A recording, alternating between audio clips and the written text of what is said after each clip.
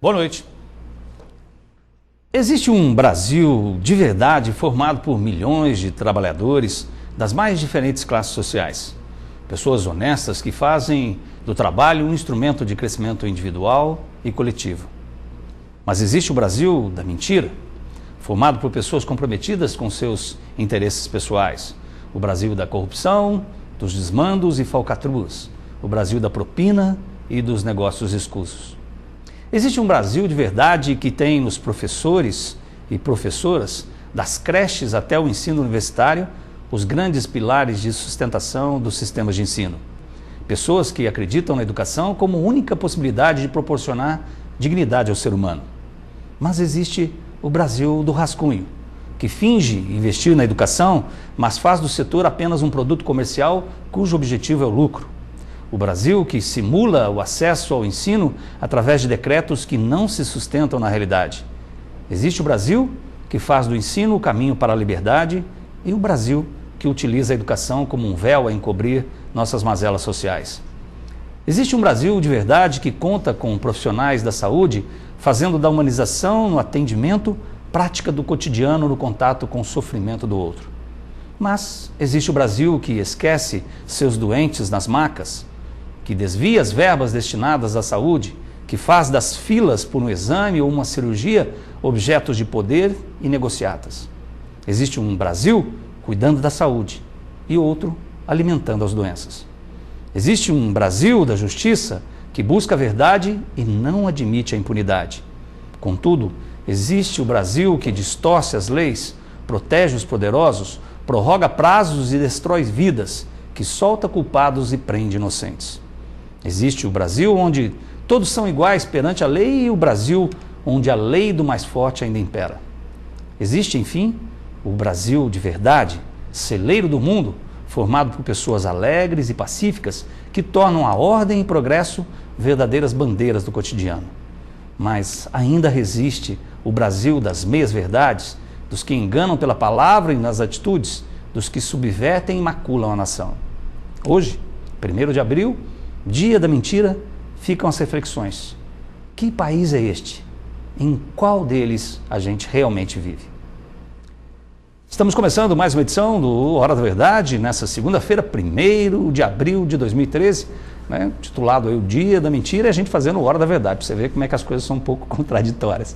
Mas a gente espera com certeza a sua participação, como sempre, pelo 3721-6955 ou jornalismo@tvpox.com.br. E existe uma Poços de Caldas que muitos conhecem. Existem lugares que todo mundo conhece e existem lugares que realmente dignificam a cultura na cidade e que às vezes muitas pessoas ainda nem chegaram a conhecer. E hoje a gente vai conhecer um pouquinho mais do Instituto Moreira Salles, né?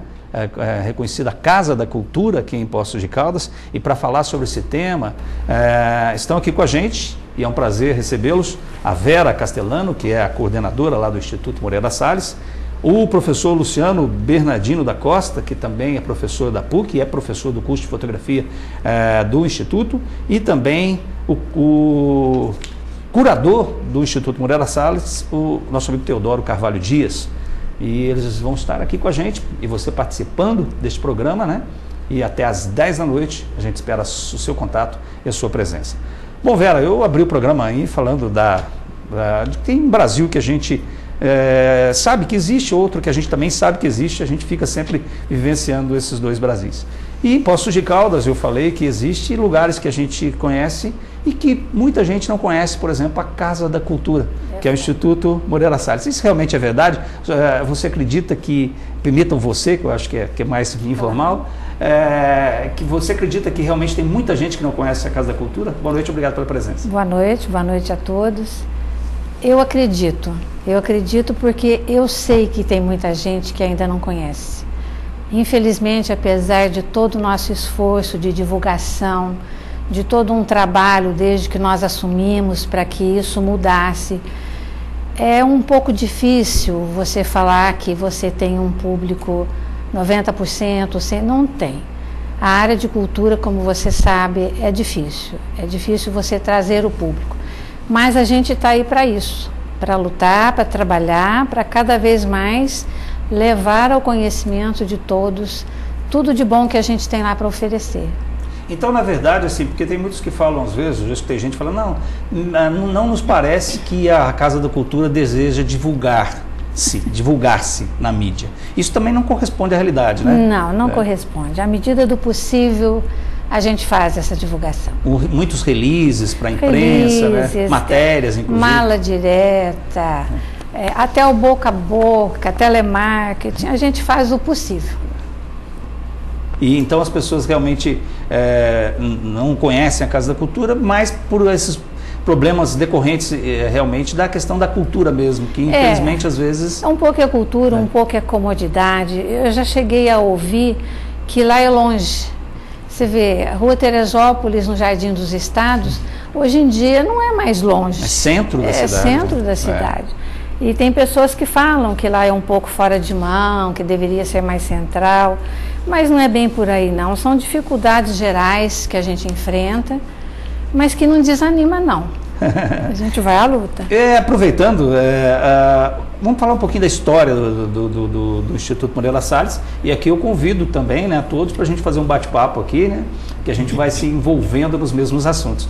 O Instituto Moreira Salles, aqui em Poços de Caldas, a Casa da Cultura, surgiu quando? Quais foram os principais, ou ainda são os objetivos da Casa da Cultura? Olha, foi inaugurado em 1992, quando o embaixador Walter Moreira Salles resolveu dar um presente à cidade. E o que ele fez? Ele adquiriu o chalé e construiu o espaço que a gente chama de Centro Cultural, que tem mais de 1.000 metros quadrados. E esse presente que ele deu à cidade, a intenção dele, que ele deixou isso muito claro, foi dar oportunidade para todos aqueles que não têm condições de fazer uma viagem mais longa para conhecer um museu famoso, de ir a São Paulo, às grandes capitais, ver obras de artes, conhecer artistas. Tudo isso ele se dispôs a trazer para cá, e tudo isso gratuitamente. Esta foi a principal intenção e finalidade do embaixador.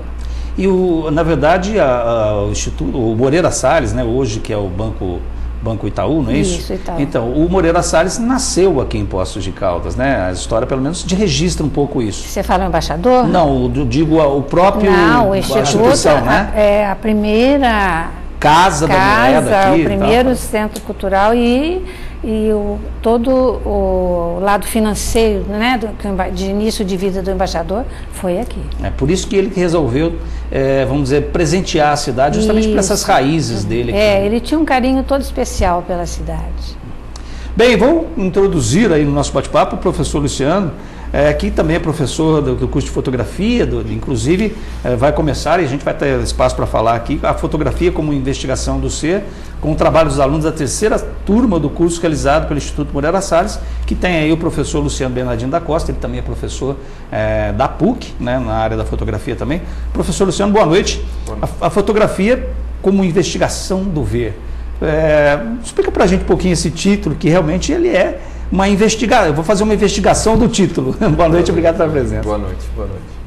Não, o título, assim, ele traz bastante da intenção do trabalho que a gente desenvolve ali com os alunos. Em geral, quando a gente pensa em fotografia, é sempre algo que parece que eu estou me dispondo a registrar algo que está fora de mim, que está separado de uma construção, de um conhecimento, de ideias que eu faço a respeito de mundo, entende? Então, o ato de fotografar sempre parece esse ato de registrar algo que está fora. E quando eu coloquei esse título e propus esse curso, isso faz 3 anos atrás, a intenção era justamente rever isso. É trazer a fotografia como algo mais próximo e mais de interação entre o retratado e o fotógrafo que vai fazer a fotografia. A pessoa que gosta, que ama a fotografia, que tem uma disposição de aprendizado de fotografia, ela começar a entender que o ato de fotografar muitas vezes é também um ato de você compartilhar, de você aprender com aquilo que você está fotografando e vice-versa. Então, nesse sentido, é uma investigação do que é o próprio olhar. Tá? E não simplesmente o registrar, mas o que é o meu próprio desejo de olhar, o do desejo de dar atenção a algo ou a algum tema. É disso que a gente está trabalhando. Bem, eu queria também falar com o Teodoro Carvalho Dias, que é curador. A gente fala curador, né? E muita gente não sabe o que faz, na verdade, um curador de um instituto. Boa noite, obrigado pela presença. Boa noite a todos. A palavra curador, ela vem desse meio das artes em que você é responsável pela escolha ou de uma obra de um artista, ou de várias obras, ou de vários artistas, e que você cria uma exposição que tenha uma certa coerência, tanto visual como didática, depende do tipo da exposição. Então, a curadoria envolve, primeiro, um conhecimento do artista com o qual você vai trabalhar, um conhecimento da obra dele, depois uma escolha, que nem sempre é a escolha do artista, é sempre um embate aquilo que o curador pretende e aquilo que o artista pretende. Então sempre é uma questão quase de embaixada, você tem que... Existe aí um conflito às vezes? Às vezes sim, às vezes sim. E, enfim, geralmente o artista quer mostrar tudo que tem. 90% dos artistas são assim, não, mas eu queria mostrar isso. E o curador vem ali para dar uma enxugada naquilo tudo. Para filtrar um pouco. Para filtrar, é um filtro. Então, esse é o trabalho do curador. Agora, corrigindo um pouco, essa curadoria que eu faço é uma curadoria das exposições que acontecem no Chalé Cristiano Osório. A curadoria que acontece no Centro Cultural, na Casa da Cultura, que são essas exposições grandes que vêm do Rio, São Paulo, essa curadoria vem pronta, geralmente por pessoal especializado dessas cidades, geralmente do Rio ou de São Paulo. A curadoria das exposições que acontecem no Chalé, essa sim, essa eu faço. Eu tenho um auxílio de uma comissão de São Paulo para escolher artistas da região. Agora eu tenho uma total liberdade de escolha de obras e o que vai constar da exposição. Então, pelo que eu entendi bem, se entendi bem, é que existe, na verdade, duas curadorias. Uma curadoria local, que você representa e você faz o filtro local, e existe uma curadoria do próprio Instituto, que traz para Poços de Caldas obras ou trabalhos ou exposições que, na verdade, circulam pelo país. Que seriam exposições prontas, né? Elas vêm prontas para Poços. Por exemplo, eu já vou começar a falar sobre ela, mas a gente vai começar a destacar. Nós temos, por exemplo, a fotografia como investigação do ser, que é um evento que acontece com o trabalho dos alunos do professor Luciano, que acontece a vernissagem no dia 13 e a visitação de 14 a 28.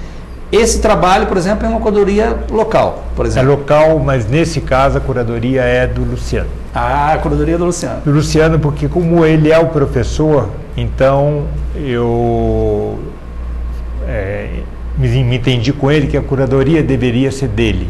Entendi. Ele que tem o dia a dia com os alunos, ele que sabe dificuldades, etc. Então ele teria mais propriedade para escolher. Propriedade.